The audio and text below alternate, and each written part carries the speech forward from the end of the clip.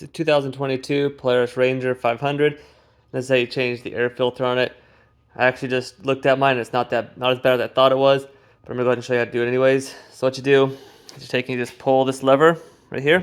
It releases your cargo box, and then you come under here, and there's some clips right here. You just pull up on them.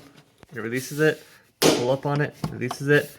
And there's little tabs on the back. You can see those little tabs to go right into here. And then to get this off, so mine has a flathead screwdriver. If somebody's worked on yours, it might have a Phillips, it might have some other random bolt. So you're gonna take and you're gonna unscrew right there, and it'll loosen this metal collar that you can see.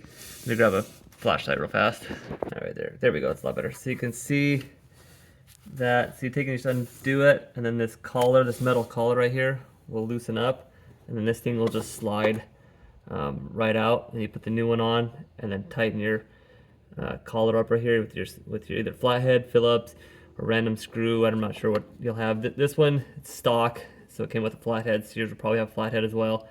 And then you just take and you put your air box back on. Make sure to get these little tabs back into those brackets. Sometimes it's kind of a pain in the butt.